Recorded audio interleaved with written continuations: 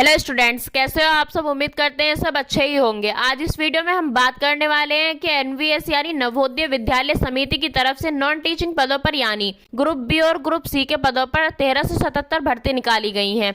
आपको पता होना चाहिए कि ये ऑल ओवर इंडिया के छात्र छात्रों के लिए वैकेंसी यानी इंडिया में कहीं से भी आप इसके लिए अप्लाई कर सकते हो और इसका एग्जाम सेंटर भी ऑल इंडिया वाइज बनता है। तो आपके नियर बाय स्टेट और सिटी में भी सेंटर पड़ सकता है, तो आप अपने नियर बाय में भी सेंटर का ऑप्शन सिलेक्ट कर सकते हैं। एक बार फिर ध्यान में रखकर वीडियो को शुरू करते हैं कि एनवीएस की तरफ से नॉन टीचिंग यानी ग्रुप सी की वैकेंसी है, जिसमें 10th और 12th पास अप्लाई कर सकते हैं। स्टूडेंट इसी तरह की जॉब इन्फॉर्मेशन के लिए हमारे चैनल को सब्सक्राइब कर लें ताकि हर जानकारी आप तक पहुंचती रहे।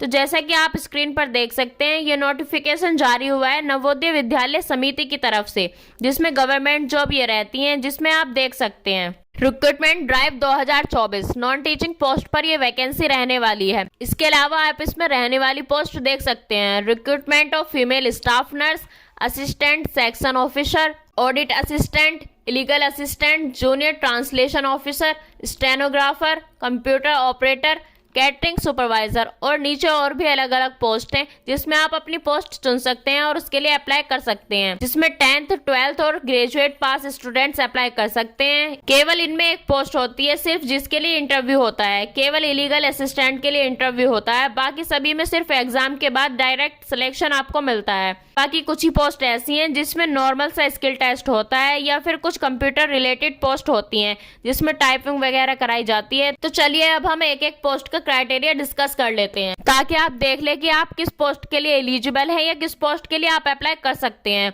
तो इसमें टोटल 1377 पोस्ट हैं और कुछ इस तरीके से हैं, आप देख सकते हैं कि फीमेल स्टाफ नर्स की 121 वैकेंसी रहने वाली है। इसी तरह assistant section officer group B के लिए 5 vacancy, audit assistant group B के लिए 12 वैकेंसी और जूनियर सेक्रेटरियल असिस्टेंट के लिए 360 यानी अच्छी खासी वैकेंसी निकाली गई हैं।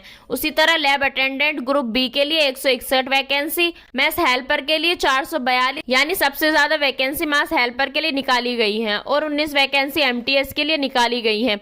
इसी तरह से ये 14 तरह की पोस्ट के लिए टोटल 1377 वैकेंसीज एनवीएस की तरफ से निकाली गई हैं, जिनके लिए आप एलिजिबिलिटी क्राइटेरिया यहाँ चेक कर सकते हैं। तो देखिए, सबसे पहले जो पोस्ट आती है वो आती है फीमेल नर्स की, जिसके लिए एज लिमिट 35 ईयर्स और एलिजिबिलिटी रेगुलर बीएससी नर्सिंग रहने वाली है और इसके लिए आप स्टेट नर्सिंग काउंसिल रजिस्टर्ड होने चाहिए और साथ ही साथ 2.5 ईयर्स का एक्सपीरियंस आपको हॉस्पिटल में होना चाहिए। तो अगर आप फीमेल कैंडिडेट्स हैं और इसके लिए एलिजिबल हैं तो आप अप्लाई कर सकते हैं। इसी तरह अगली पोस्ट रहने वाली है असिस्टेंट सेक्शन ऑफिसर की, जिसमें 23 से 28 ईयर्स एज लिमिट रहने वाली है और एलिजिबिलिटी बैचलर्स डिग्री के साथ साथ 3 ईयर्स का एक्सपीरियंस अंडर सेंट्रल गवर्नमेंट होना चाहिए, तभी आप अप्लाई कर सकते हो। और इसी तरह अगली पोस्ट ऑडिट असिस्टेंट की रहने वाली है, जिसमें एज लिमिट 18 से 30 ईयर्स रहने वाली है और एलिजिबिलिटी में बीकॉम और 3 ईयर्स का एक्सपीरियंस आपको होना चाहिए। इसी तरह अगली वैकेंसी जूनियर ट्रांसलेशन ऑफिसर की रहने वाली है, जिसमें एज लिमिट 32 ईयर्स और एलिजिबिलिटी मास्टर्स डिग्री रहने वाली है। अब आगे देखते हैं। और अगली पोस्ट रहने वाली है लीगल असिस्टेंट के लिए,